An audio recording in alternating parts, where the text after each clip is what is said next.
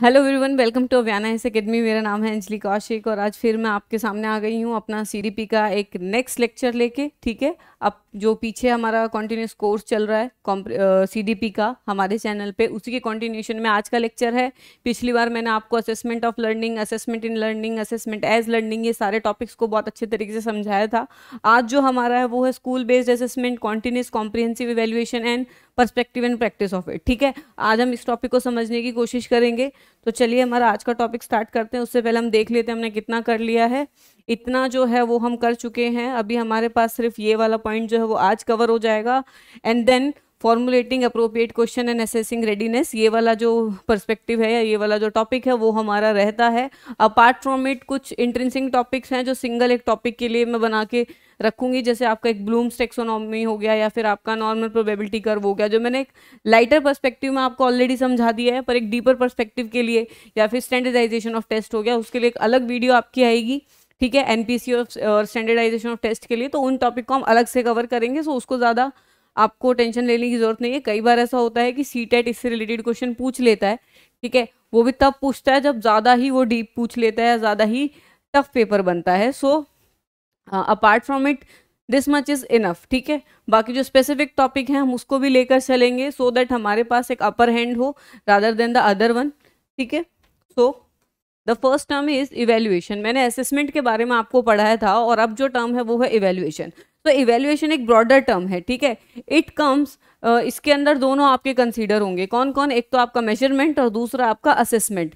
पिछली बार असेसमेंट में जो मैंने पढ़ाया था लास्ट लेक्चर में, असेसमेंट में basically what we were doing, we are assessing a child's performance. उसको थोड़ा सा मेजर करके हम उसको आगे इंप्रूवमेंट का स्कोप दे रहे थे। ठीक है, हम अपनी जो स्ट्रेटेजीज थी उनको चेंज कर रहे थे या हम बच्चे को समझा के चेंज करते थे, जैसे भी, but we were giving a scope of improvement. ठीक है, लेकिन इवेल्युएशन के अंडर ये चीज़ नहीं होती।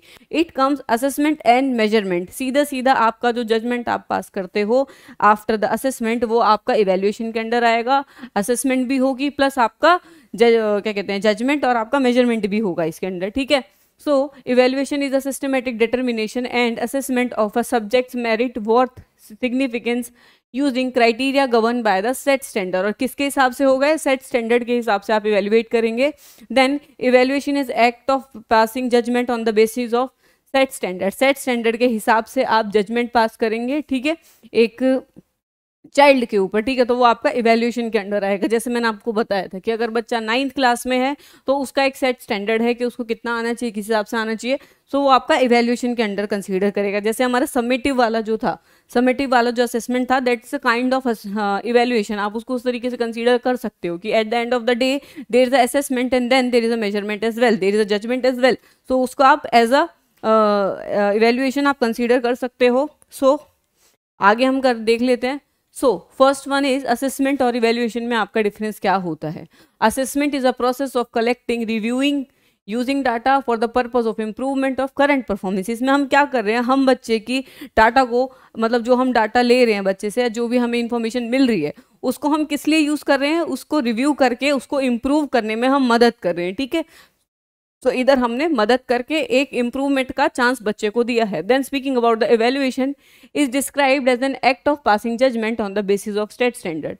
इसमें क्या है, जो आपका सेट स्टैंडर्ड है उस हिसाब से हम बच्चे के ऊपर सिर्फ एक जजमेंट पास कर रहे हैं। इधर आपको एक स्कोप नहीं मिल रहा है कि इसका इम्प्रूवमेंट का स्कोप इसमें हम नहीं दिखा रहे हैं। ऑल दो assessment comes under the evaluation, but still अगर इवेल्युएट हो गया है एक बच्चे का लेवल 9th क्लास के हिसाब से, और जो हमने एंड टर्म एग्जाम्स आपके कंडक्ट कर दिए हैं और उस हिसाब से वो 10th क्लास में प्रोसीड नहीं कर पा रहा है और बच्चा 9th में ही स्टक हो गया है, सो उसको इम्प्रूवमेंट का चांस बाद में ज़रूर है, क्योंकि हमने उसकी जजमेंट कर दी है, उसको एक पर्टिकुलर मेजर करके उसको पीछे छोड़ दिया है। लेकिन बाद में असेसमेंट, बाद में आपका जो इम्प्रूवमेंट है वो उसकी नॉलेज के हिसाब से बढ़ेगा। ठीक है, अगर हम उसको चांस देते, जैसे अभी री एग्जाम्स का एक वो है, तो वो भी किसके अंडर आएगा, वो इसी के अंडर आएगा कि जजमेंट पास करने के बाद हमने उसे एक चांस दिया है।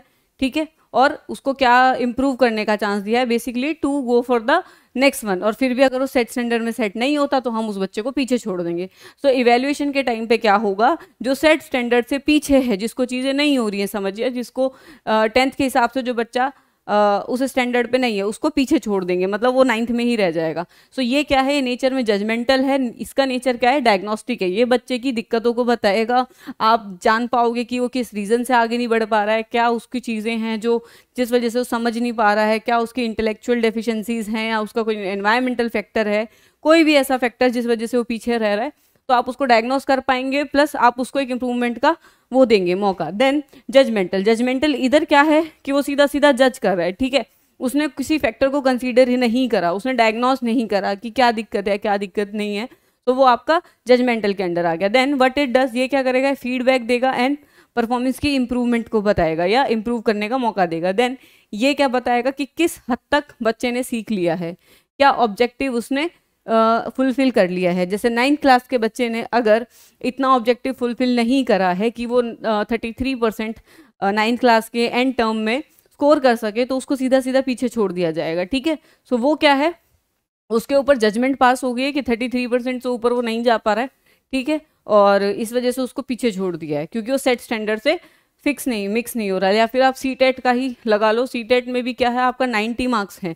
सो 90 मार्क्स क्या है, वो सेट स्टैंडर्ड है आपके। अगर आपके 90 मार्क्स आ जाते हैं so you are good with it, अगर आपके 90 मार्क्स नहीं आते हैं सो यू आर मतलब आप उस एग्जाम को क्वालिफाई नहीं करते। तो वो क्या है, सेट स्टैंडर्ड के हिसाब से है कि किस एक्सटेंट तक आपने चीज़ों को अचीव कर लिया। देन फॉर्मेटिव है, ये कैसा है, सम्मेटिव है, इसमें चीज़ें समड अप होती हैं।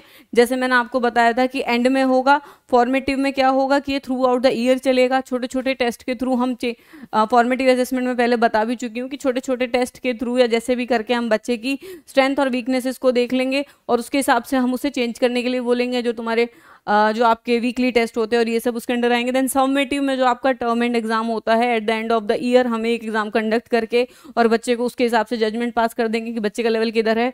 ये क्या है, ये प्रोसेस ओरिएंटेड है। प्रोसेस कैन किस हिसाब से चलनी चाहिए, क्या चेंज होना चाहिए, ये क्या है, ये प्रोसेस ओरिएंटेड है जो असेसमेंट है आपका। Then speaking about the product oriented, ये आपका इवेल्युएशन जो है वो क्या है, आपका प्रोडक्ट ओरिएंटेड है। ये सिर्फ ये देख रहा है कि बच्चे को आता कितना है, किस प्रोसेस से सीख रहा है, कैसे सीख रहा है, वो इसको नहीं फर्क पड़ता। ये क्या देखेगा आपका कि प्रोडक्ट क्या है, कि बच्चे को आता कितना है, एंड प्रोडक्ट आपका क्या है, यह आपका प्रोसेस ओरिएंटेड है। देन फीडबैक, फीडबैक क्या है, यह ऑब्जर्वेशन करेगा कि क्या नेगेटिव पॉइंट है, क्या पॉजिटिव पॉइंट है, बच्चा कहाँ पे अच्छा परफॉर्म कर रहा है, कहाँ पे नहीं कर रहा।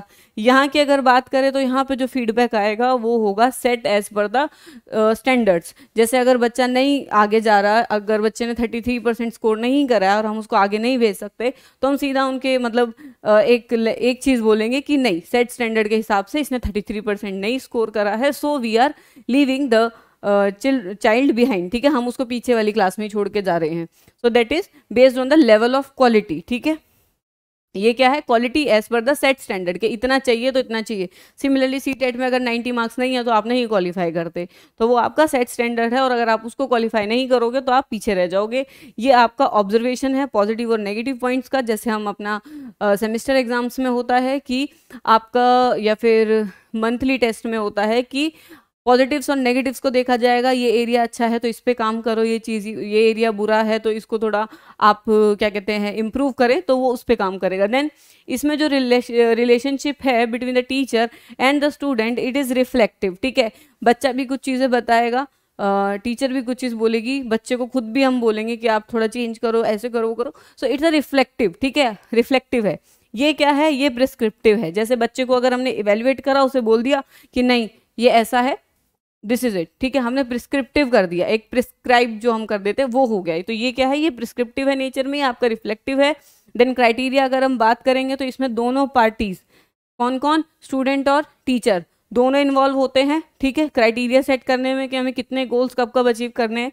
इसमें सिर्फ इवेल्युएटर या टीचर होता है कि हम कब कब टेस्ट लेंगे या कैसे। जैसे ईयरली जो आपके पेपर होते हैं, टर्म एंड एग्जाम जो होते हैं, उनमें इवेल्युएटर ने ही सेट किया हुआ है कि इस टाइम पे एग्जाम होंगे। लेकिन स्पीकिंग अबाउट द क्या कहते हैं असेसमेंट 1, इसमें क्या है कि मंथली टेस्ट जो होता है वो आप बच्चों के हिसाब से भी पूछ सकते हैं कि आप कब प्रिपेयर्ड हो, या फिर आप जो नॉर्मल बच्चों के टेस्ट लेते हो तो आप उस हिसाब से क्या कहते हैं कंडक्ट कर सकते हो। देन मेजरमेंट की अगर बात करी जाए तो इसमें एब्सोल्यूट होती है, इसमें कंपैरेटिव होती है।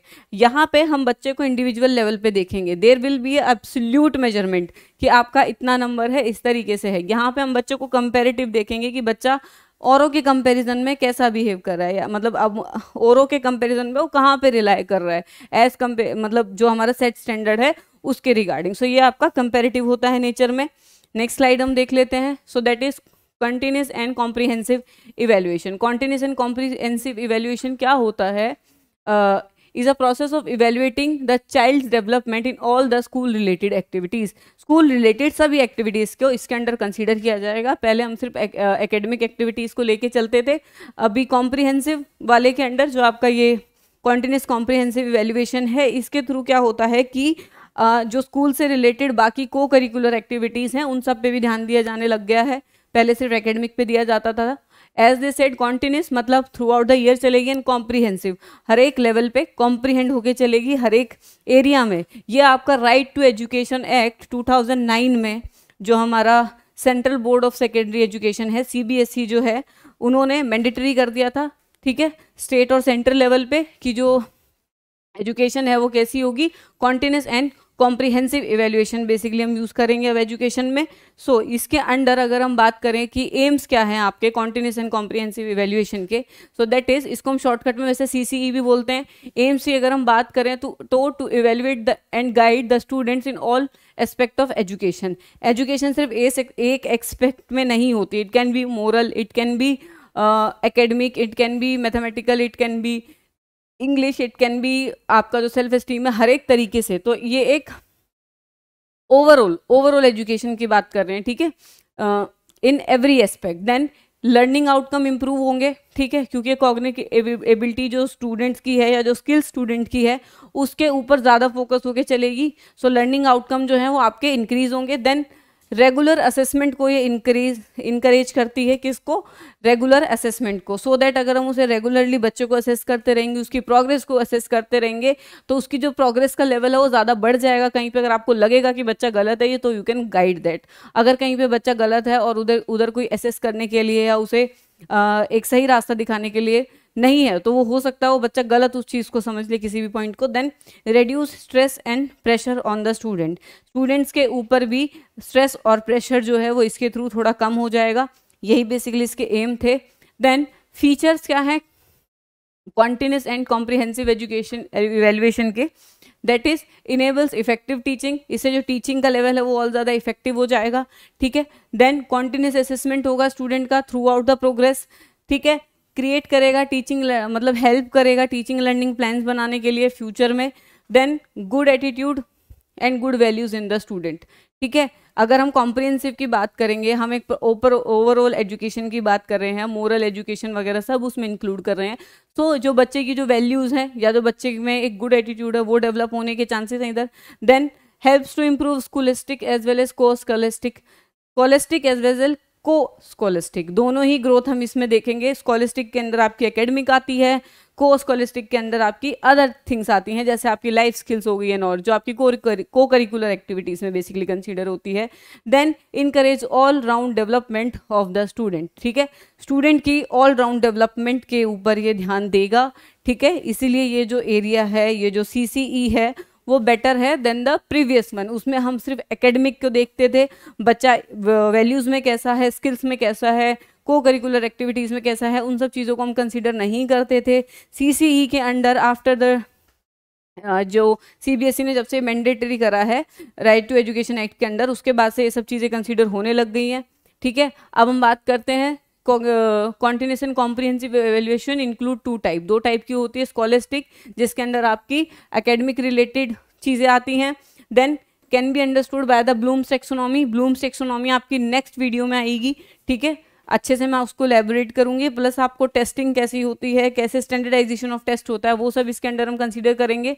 देन देयर इज को स्कॉलिस्टिक असेसमेंट जिसके अंदर आपकी को करिकुलर एक्टिविटीज आएंगी like life skill, attitude and social values, वो आपकी किसके अंदर आएंगी, को स्कॉलिस्टिक के अंदर, जो आपकी बेसिकली को करिकुलर एक्टिविटीज के अंदर कंसीडर की जाती हैं, ठीक है। आगे हम देख लेते हैं, ठीक है। फंक्शंस क्या है CCE के? फंक्शंस क्या है CCE के? CCE के फंक्शन है development of new effective teaching strategies, अच्छी टीचिंग स्ट्रेटेजीज बन पाएंगी, ठीक है। न्यू प्लस इफेक्टिव, जो इफेक्टिव हो, ठीक है। कॉम्प्रिहेंसिव इवेल्युएशन अगर हम कर रहे हैं, कॉन्टिन्यूस कॉम्प्रिहेंसिव इवैल्यूएशन अगर हम कर रहे हैं तो एक टीचिंग जो मेथड है उसको आप थोड़ा और ज़्यादा इंप्रूव कर सकते हैं as per the child's need, जैसी चाइल्ड की ज़रूरत है, क्योंकि इसमें हम सब चीज़ों को कंसीडर कर रहे हैं, हम ओवरऑल डेवलपमेंट की बच्चे की बात कर रहे हैं। Then regular assessment so that student की प्रोग्रेस समझ में आ सके। देन वीकनेस और स्ट्रेंथ आप एक स्टूडेंट की समझ सकते हैं इसके थ्रू, क्या प्रॉब्लम बच्चा फेस कर रहा है वो भी आप इसके थ्रू समझ सकते हैं। सेल्फ असेसमेंट, जो मैंने आपको बोला था, सेल्फ असेसमेंट क्या होता है? असेसमेंट एज लर्निंग, ठीक है, जो पीयर आपस में कर लेते हैं, बच्चा खुद सेल्फ असेसमेंट कर लेता है, उस चीज़ को इनकरेजमेंट मिलेगी। एक जो बच्चा है उसमें good habits, work on their weakness, correct their errors, एक एरर करेक्शन का चांस जो है बच्चे को वो बहुत ज़्यादा बढ़ जाएगा। बच्चा अपनी स्ट्रेंथ और वीकनेस को समझना स्टार्ट कर देगा, अगर टीचर भी उसके साथ उन चीज़ों पे ध्यान देती है तो, ठीक है, सो उसको एक गाइड मिल जाएगा। So then school based assessment, अब हम स्कूल बेस्ड असेसमेंट की बात करते हैं। तो स्कूल बेस्ड असेसमेंट वो होता है जो आपका स्कूल लेवल पे होता है और स्कूल में ही हो जाता है। यूजुअली पहले क्या होता था, जब हमारे बोर्ड एग्जाम्स की बात आती है तो आपका दूसरे स्कूल में एग्जाम होता है, तो बहुत से बच्चे उस चीज़ को लेकर कंफर्टेबल नहीं होते, बहुत से बच्चे अजीब सा है, मतलब बाहर से भी एग्जामिनर आता है तो बच्चे थोड़ा एनजाइटी प्रोन हो जाते हैं, मतलब बच्चों को एंजाइटी बहुत ज़्यादा हो जाती है क्योंकि वो फैमिलियर नहीं होते सामने वाले से, ऐसी चीज़ें बहुत होती हैं। सो स्कूल बेस्ड असेसमेंट क्या है कि बेसिकली टीचर ही करते हैं एक बच्चे की, ठीक है, टीचर के थ्रू ही चलता है। जो आपने देखा है अभी 30 मार्क्स जो है 12th तक आपके स्टूडेंट्स को जो स्कूल के पास होते हैं, ठीक है, 70 मार्क्स का आपका बोर्ड का एग्जाम कंडक्ट होता है, 30 मार्क्स जो होते हैं वो आपके क्या कहते हैं मतलब जो स्कूल है उसके पास होता है, जो आपके वो प्रोजेक्ट्स, असाइनमेंट्स और इन सब के थ्रू, या जो आपका इंटरनल है, इंटरनल जो आपकी मार्किंग है वो उस हिसाब से उसको कंसीडर करते हैं 30 मार्क्स को। So that comes under this only, ठीक है, उससे आपको इसमें ही वो स्कूल बेस्ड असेसमेंट में आता है कि आप स्कूल लेवल पे एक बच्चे को किस तरीके से असेस कर लेते हैं। Then assessment embedded in the teaching learning process within the broader educational philosophy of assessment for learning. अब इसमें क्या होगा, असेसमेंट फॉर लर्निंग चलेगी, उसमें अगर बच्चा कहीं पे गलत भी होता है तो टीचिंग उसको करेक्ट कर सकती है, जो टीचर है वो उसको करेक्ट कर सकती है, ठीक है। असेसमेंट फॉर लर्निंग के अंडर ये पार्ट जाएगा। Assessment of school student by the school teacher in the schools, schools में ही हम बच्चों को असेस कर लेंगे कुछ लेवल तक, ठीक है, सो दैट वो उनको आगे लाइफ स्किल जो हम थोड़ा बहुत चेंज बच्चों को कर सकते हैं वो हम कर पाए। अगर वो डायरेक्ट बोर्ड के एग्जाम में जा रहे हैं या डायरेक्ट सिर्फ बोर्ड के हिसाब से उनका डिसाइड हो रहा है तो that will be come under the evaluation only, उसके अंडर आपका असेसमेंट के बाद उनको इम्प्रूवमेंट का चांस नहीं मिलेगा। लेकिन स्कूल बेस्ड असेसमेंट जो स्कूल में हो गया है उसके बाद बच्चे के पास एक इम्प्रूवमेंट का चांस हमेशा है। सिमिलरली अगर कोई टीचर है, वो टीचर से फेमिलियर है बच्चा इधर, तो वो थोड़ा हेजिटेट नहीं करता, एंजाइटी थोड़ी कम हो जाती है, ठीक है, सो वो सब चीज़ें भी इसमें काम करती हैं जो आपके साइकोलॉजिकल पर्सपेक्टिव पे हैं। Then integrate teaching learning and assessment, ठीक है, टीचिंग लर्निंग और असेसमेंट को ये जो है वो इंटीग्रेट कर देगा।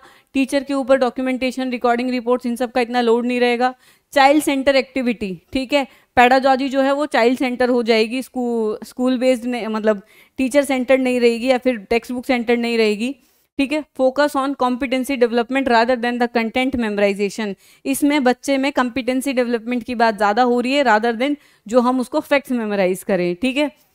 असेसमेंट जो आपका सेल्फ असेसमेंट है, असेसमेंट एज लर्निंग का जो एरिया है, स्कोप जो है वो बढ़ जाएगा बच्चों में, ठीक है। सिमिलरली जो वो पीयर से असेसमेंट हो रहा है या वो खुद जो असेस कर रहा है वो सब बढ़ जाएगा। असेसमेंट एज लर्निंग का जो एरिया है वो थोड़ा और ज़्यादा बढ़ जाएगा। Then non threatening, stress free, enhance participation and interaction, as I told teachers familiar होंगे, बच्चा इजीली इंटरेक्ट करेगा, so stress free environment create होगा, प्लस आपका पार्टिसिपेशन और इंटरेक्शन जो है स्टूडेंट्स का वो बढ़ जाएगा टीचर के साथ। और एक किसके ऊपर आपका फोकस करेगा, focus of assessment of and as learning, ठीक है, एज एंड ऑफ लर्निंग के ऊपर ये फोकस होगा, ठीक है, असेसमेंट ऑफ लर्निंग और assessment as learning rather than evaluation of achievement, मतलब इवेल्युएशन से ज़्यादा ये आपका असेसमेंट ऑफ लर्निंग और असेसमेंट एज लर्निंग फोकस्ड होगा, विच इज़ बेसिकली कि या तो आप लर्निंग के बाद आप उसको एसेस करके आप उसको चेंज करके बच्चे को एक इम्प्रूवमेंट का स्कोप देंगे, या फिर बच्चा खुद अपने आप को असेस करके वो कहाँ चेंज कर सकता है, अपने पीयर के थ्रू आपका in assessment as learning peer के थ्रू आपका असेसमेंट क्रिएट करके खुद को इंप्रूव कर सकता है। सो ये आपका बेसिकली उसके ऊपर डिपेंडेंट होगा rather than the evaluation only. So reposting faith in the teacher and the system, इससे क्या है जो एजुकेशन है उसमें इंक्लूसिविटी बढ़ेगी बच्चों की, ठीक है, बच्चे पढ़ना चाहेंगे। कुछ बच्चे इसीलिए भी पीछे रह जाते हैं क्योंकि उन्हें लोग समझते नहीं हैं, उनको थोड़ी सपोज अगर किसी बच्चे को थोड़ी इंटेलेक्चुअल डिफिकल्टी है या उसका कोई ऐसा मतलब वो थोड़ा पीछे है बाकी लोगों से, ठीक है, और टीचर उससे क्या इंटरेक्ट भी नहीं कर रही है, टीचर ने उसे सीधा सीधा बॉयकॉट कर दिया है, टेलिंग कि ये तो बिल्कुल ही डम चाइल्ड है, ठीक है, तो उसमें क्या होगा कि बच्चे की बेसिकली जो फेथ है टीचर में, एजुकेशन सिस्टम में, वो चीज़ चली जाएगी। इसी रीज़न से ड्रॉप आउट बहुत ज़्यादा होते हैं, ठीक है। अगर हम बात करें इसमें कल्चर का भी एक इशू होता है, जैसे कोई डिफरेंट कल्चर से अगर आया है उसको हिंदी कल्चर में सेटअप होने में टाइम लगता है। अब कोई बच्चा हिंदी मीडियम से अगर इंग्लिश मीडियम में जा रहा है तो उसको भी वहाँ सेटअप होने में टाइम लगता है। तो टीचर को उस टाइम पे उसकी जो इंडिविजुअल नीड है उसको समझना ज़्यादा इंपॉर्टेंट है, क्योंकि जस्ट बिकॉज उसे एक लैंग्वेज बैरियर है इसका मतलब ये नहीं है कि जो बच्चा है वो डम्ब है, ठीक है। हो सकता है बच्चे की नॉलेज हिंदी में ज़्यादा हो, ठीक है, हो सकता है बच्चे की नॉलेज किसी और लैंग्वेज में ज़्यादा हो, तो ट्राई टू कर्व इट, ठीक है, ट्राई टू सॉर्ट इट। तो उसमें क्या है कि बच्चे का फेथ जो है एजुकेशन सिस्टम पे वो बना रहता है, अदरवाइज बच्चे का जो फेथ है इसमें एजुकेशन सिस्टम में बनने के खो सकता है। तो इसका एक फ़ायदा ये है कि स्कॉलस्टिक बेस्ड एजुकेशन में, सॉरी, स्कूल बेस्ड असेसमेंट में, कि बच्चे का जो फेथ है सिस्टम में वो बना रहता है, क्योंकि बच्चा इंटरेक्ट करता है अपनी इंडिविजुअल डिफरेंसेस के हिसाब से, अपनी नीड के हिसाब से इंडिविजुअल, और वो टीचर से उस हिसाब से बात कर सकता है। देन टीचर का भी ये रोल प्ले है मेन, कि टीचर इन चीज़ों को बढ़ावा दे। अगर कोई लग रहा है कि कोई बच्चा सिर्फ लैंग्वेज की वजह से पीछे है, तो rather than giving a judgement to the child, आप उसको समझें, आप उसको समझाएं, ठीक है, कहीं दिक्कत हो रही है तो सॉर्ट इट आउट। आप पूरा तो टाइम उसे नहीं दे सकते, बट जितना आप दे सकते हैं आप उतना दें। Then enhancing self confidence in the children, अगर एक बच्चा कर पा रहा है, पढ़ पा रहा है अपने लेवल के हिसाब से, अपने जो उसका एक एज ग्रुप है उसके हिसाब से, तो बच्चों में सेल्फ कॉन्फिडेंस बहुत बढ़ जाता है, ठीक है। अगर कोई बच्चा किसी रीजन से पीछे रह जाता है तो वो थोड़ा सेल्फ डाउट में चला जाता है, तो इसके थ्रू एक बच्चे में सेल्फ कॉन्फिडेंस भी बढ़ेगा, किसके थ्रू, स्कूल बेस्ड असेसमेंट के through.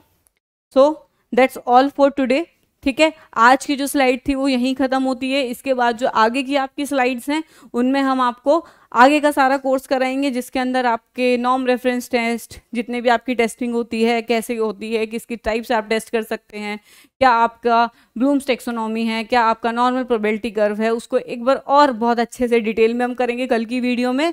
So this is all for today, me Anjali Kaushik. बाकी आपको कोई भी अगर डाउट हो so please comment on the video, we are here to resolve it, ठीक है।